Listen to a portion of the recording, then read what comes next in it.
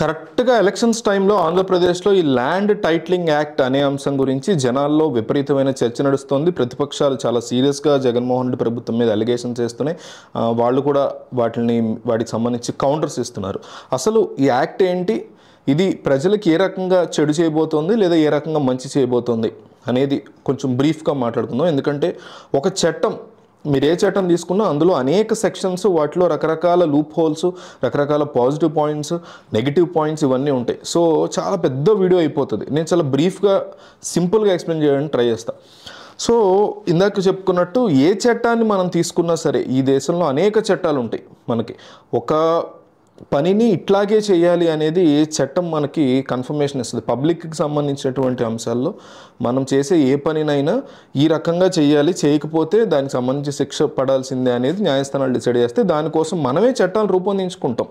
మన అసెంబ్లీల్లో, మన పార్లమెంట్స్లో చట్టాలను రూపొందించి ప్రతి అంశానికి ఒక చట్టాన్ని పొందుపరుస్తూ ఉంటారు, వాటిని అమెండ్ చేస్తూ ఉంటారు, కొత్త చట్టాలు కూడా తీసుకొస్తూ ఉంటారు. అసలు మనం ఎమ్మెల్యేలను కానీ ఎంపీలను కానీ ఎన్నుకున్న హోల్ పాయింట్ ఏంటంటే మన ట్యాక్స్ మనీ తినేసి వాళ్ళని పడుకోవటం కాకుండా మంచి చట్టాలను రూపొందించి మనందరి యొక్క అడ్మినిస్ట్రేషన్ని మంచిగా చేయాలనే ఉద్దేశం.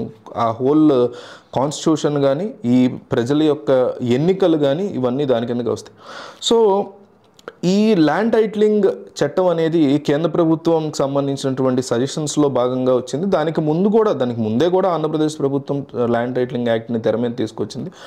ప్రస్తుతం ఈ యాక్ట్ యొక్క ముఖ్య ఉద్దేశం ఏంటంటే, అంటే ఈ యాక్ట్ యొక్క కోర్ పాయింట్ అది ఉద్దేశం పెట్టే వీళ్ళు తీసుకొచ్చారని చెప్పట్లే. అసలు ల్యాండ్ టైటిలింగ్ యాక్ట్ యొక్క ముఖ్య ఆలోచన ఎందుకు వల్ల ఈ తెర మీదకి వచ్చిందంటే, అది కేంద్ర ప్రభుత్వం తీసుకొచ్చినా రాష్ట్ర ప్రభుత్వం తీసుకొచ్చినా తెర మీద తీసుకురావడానికి వీళ్ళు చెప్తున్న ముఖ్య ఉద్దేశం ఏంటంటే, ఒక ల్యాండ్ ఉందనుకోండి, ఒక పొలం కానీ లేకపోతే ఒక భూమి కానీ, ఈ ఆస్తి ఏదైనా సరే ఆస్తి ఉన్నప్పుడు దానికి సంబంధించినటువంటి రిజిస్ట్రేషన్ అనేక పుస్తకాల్లో, అంటే 7 పుస్తకాల్లో, ఒకటి రెవెన్యూ దగ్గర, ఒకటి ఇంకొకటి ఇన్కమ్ ట్యాక్స్ రిలేటెడ్, ఇలా అన్ని చోట్ల ఉంటుందన్నమాట.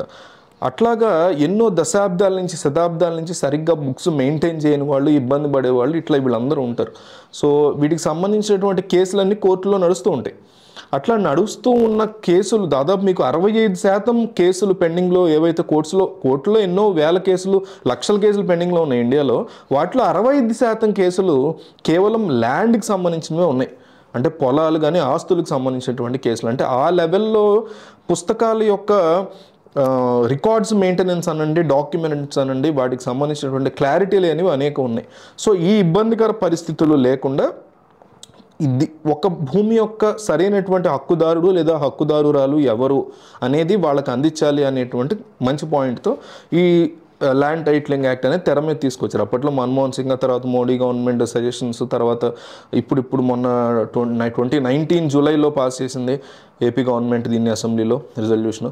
సో ఇవన్నీ కూడా ముఖ్య ఉద్దేశం మంచిదే, కానీ వీళ్ళు పెట్టినటువంటి యాడ్ చేసినటువంటి సెక్షన్స్ ఏవైతే ఉన్నాయో వీటి వల్ల అసలు తలకాయ నొప్పులు వస్తున్నాయి. సో వీళ్ళు యాడ్ చేసినటువంటి సెక్షన్స్లో కొన్ని క్లారిటీ లేకపోవడం, వాటి వల్ల ప్రజల్లో అభద్రతా భావం క్రియేట్ అవుతాం. వాటిలో ఉన్నటువంటి లూప్ హోల్స్ని ఉపయోగించుకుని రేపు నా భూమి ఏమవుతుంది అని మనకి వచ్చేటువంటి భయాల వల్ల ఈ తలకాయ నొప్పులన్నీ వస్తున్నాయి. First of all registration process గురించి చూద్దాం. ఇప్పుడు రిజిస్ట్రేషన్ ప్రాసెస్ ఎట్లా ఉంటుందంటే, ఒక భూమికి సంబంధించి మనం ఒక భూమి కొన్నా లేదా అమ్మినా దానికి సంబంధించి డాక్యుమెంట్స్ని రెడీ చేసుకుని, స్టాంప్ పేపర్ మన డబ్బులతో మనం కొనుక్కొని దాన్ని రిజిస్టర్ ఆఫీస్ దగ్గరికి వెళ్ళి సబ్ రిజిస్టర్ ముందు మనకు ఆ డబ్బులు అందాయా లేదా, మనం ఆ డబ్బులు ఇచ్చామా లేదా, ఇవన్నీ కూడా సబ్ రిజిస్టర్ కరెక్ట్గా కనుక్కొని వీటికి సంబంధించి అన్ని చెక్ చేసుకుని ఆయన ఒక సీల్ వేసి సంతకం పెట్టి మనకు ఆ డాక్యుమెంట్స్ ఒరిజినల్ కాపీస్ ఇస్తాడు. అట్లాగే అవతల వాళ్ళ యొక్క ల్యాండ్ యొక్క హక్కుని మనం డబ్బుతో ఆ హక్కుని బదలాయించుకునేటువంటి ఒక ప్రాసెస్. ఇది కాకుండా ఇదంతా కూడా ఇప్పుడు డిజిటల్ సైన్స్తో ఆన్లైన్లో పెట్టేశారు. అల్టిమేట్గా మన చేతికి డాక్యుమెంట్ పేపర్స్ బదులు ఒక పీడిఎఫ్ వస్తుంది. సో ఆ పీడిఎఫ్ని ఒక జిరాక్స్ పేపర్ అంటూ వీళ్ళందరూ మాట్లాడుతున్నటువంటి మాటలు. సో డిజిటలైజేషన్ జరగడం మంచిదే, కానీ దానికి తగ్గట్టు ఆ భరోసాని కల్పించగలగాలి. ఎందుకంటే ఎన్నో కోట్ల మంది రెక్కల కష్టంతో ఎన్నో దశాబ్దాల పాటు చాలా జాగ్రత్తగా రూపాయి కూడబెట్టుకుని లగ్జరీస్ అన్ని క్యాన్సిల్ చేసుకుని సంపాదించేటివే ఆస్తులు. సో ఆ ఆస్తుల విషయంలో సరైనటువంటి ధైర్యాన్ని ఇవ్వకుండా ఇంకా రివర్స్లో ప్రభుత్వమే అభద్రతా భావాన్ని సృష్టించడం అనేది చాలా నెగిటివ్ ఇంపాక్ట్ని క్రియేట్ చేస్తుంది. రిజిస్ట్రేషన్ ప్రాసెస్ ఇదంతా.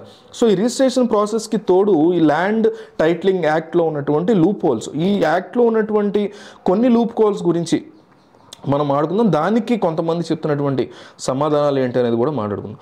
సో ఈ ల్యాండ్ టైటిలింగ్ యాక్ట్లో ఏదన్నా ఒక భూమికి సంబంధించి ఫస్ట్ సర్వే జరగాలి. సర్వే జరిగిన తర్వాత ఆ భూమికి సంబంధించి ఎవరిది అనేది దాదాపు 2 years పాటు ఇప్పుడు నా భూమి ఉంది, ఆ భూమికి సంబంధించి నాదే అనేసి ఆ ఫస్ట్ సర్వే చేస్తారు. ఏ భూమి మొత్తం రాష్ట్ర వ్యాప్తంగా ఆ భూమి నాదే అనేసి నేను రిజిస్ట్రేషన్ చేసుకున్నప్పుడు దీని మీద ఎవరు ఎటువంటి వివాదము పెట్టినప్పుడు నేను సరైన డాక్యుమెంట్స్ ఇచ్చి నేను రిజిస్టర్ చేసుకున్నప్పుడు ఎవరు ఎటువంటి వివాదం లేదన్న తర్వాత 2 సంవత్సరాలు టైం ఇచ్చి ఎవరు రానప్పుడు దాన్ని నా పేరు మీద రిజిస్టర్ చేస్తారు. అయితే ఈ రిజిస్ట్రేషన్ ప్రాసెస్ వరకు బాగానే ఉంది, కానీ ఈ రిజిస్ట్రేషన్ ప్రాసెస్ తర్వాత కానీ మధ్యలో కానీ ఏమైనా ఇష్యూస్ వచ్చినప్పుడు అప్పీలేట్ ట్రిబ్యునల్ అని ఒక కాన్సెప్ట్ తీసుకొచ్చి అక్కడ రెవెన్యూ అధికారులను పెట్టి ఇష్యూ వచ్చినప్పుడు అధికారుల దగ్గరికి మాత్రమే వెళ్ళాలి, సివిల్ కోర్టుకి వెళ్ళకూడదు అనేది ఈ చట్టంలో యాక్ట్లో ఉన్నటువంటి biggest loop whole. Section 4 or 6లోనో ఉంది. సో ఇది బిగ్గెస్ట్ ప్రాబ్లమ్, బిగ్గెస్ట్ తలకాయ నొప్పిగా మారుతుంది జనాలకి. ఎందుకంటే ఒక ల్యాండ్ వివాదం వచ్చినప్పుడు ఒక జడ్జి గారి దగ్గరికి వెళ్ళాలనుకుంటాం ఎవరమైనా, కానీ ఇక్కడ అప్పీలేట్ ట్రిబ్యునల్ దగ్గరికి వెళ్ళమంటారు. ఆ ట్రిబ్యునల్లో అధికారి ఉంటాడు.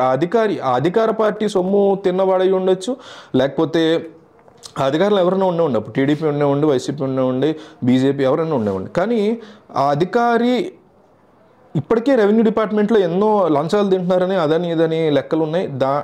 ఇప్పుడు కోర్టుకి వెళ్తే కోర్టులో చట్ట ప్రకారం జరుగుతుంది, కానీ ఇక్కడ అప్పీలేట్ ట్రిబ్యునల్లో ఉన్నటువంటి అధికారి తీసుకున్నదే ఫైనల్ డెసిషన్ అవుతుంది. అది ఇక్కడ బిగ్గెస్ట్ లూప్ హోల్. దాన్ని డెఫినెట్లీ సవరించుకోవాలి. సవరించుకోకపోతే ఇట్లాగే ప్రొటెస్ట్ అనేది వస్తుంది జనాల నుంచి, ఎటువంటి క్వశ్చన్ లేదు.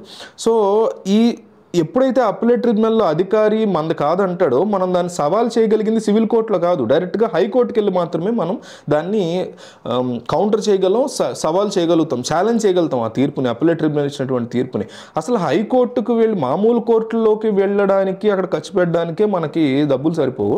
హైకోర్టుకి వెళ్ళి ఎంతమంది అని అక్కడ చేయగలుగుతారు. అండ్ ఇప్పటికే ఎన్నో కోర్టుల్లో కేసులు పెండింగ్లో ఉంటున్నాయి. అసలు సివిల్ కోర్టులు కానీ అవి ఇవి చూసుకుంటూ ఒక 500 ఉంటాయి, అప్పీలేట్ ట్రిబ్యునల్ ఒక 20 ఉంటాయి అంతే. సో హైకోర్టులో అన్నీ ఉంటే అక్కడ చేయకుండా అప్పీలేట్ ట్రిబ్యునల్లో పెట్టుకోవడం అనేది అధికారి చేతికి మీరు ఫైనల్ డెసిషన్ మేకర్గా అతను మారుస్తున్నట్టు అవుతుంది అనేది ఈ చట్టానికి ఉన్నటువంటి one of the biggest loop whole. అట్లాగే ఎవరైతే ఇప్పుడు నా ల్యాండ్ ఉంది, నా ల్యాండ్కి సంబంధించి ఈ అధికారి దగ్గరికి ఎవరో వచ్చి ఈ ల్యాండ్ నాదే అని అక్కడ అప్పీల్ చేశారు, డిస్ప్యూట్ పెట్టారు. డిస్ప్యూట్ పెట్టినప్పుడు ఈ బలానా ల్యాండ్ డిస్ప్యూట్లో ఉంది అనేసి డిస్ప్యూట్ లిస్ట్లో రాస్తారు తప్ప నాకు సమన్స్ ఎవరు, అంటే నాకు ఇన్ఫర్మేషన్ రాదు. సో నేను తర్వాత ఎప్పుడు ఆ ల్యాండ్ని అమ్ముకోవడానికి ప్రయత్నం చేస్తున్నప్పుడు డిస్ప్యూట్ లిస్ట్లో ఉంటుంది. సో ఎప్పుడు కొండదాన్ని. ఇట్లాంటివి చూడడానికి చాలా చిన్నగా అనిపించినా కూడా భారీ ఎత్తున ప్రజలలో అభద్రతా భావాన్ని, ఇన్సెక్యూర్డ్ ఫీలింగ్ని క్రియేట్ చేసేటువంటి లూప్ హోల్స్ ఈ యొక్క చట్టంలో చాలా చాలా ఉన్నాయి.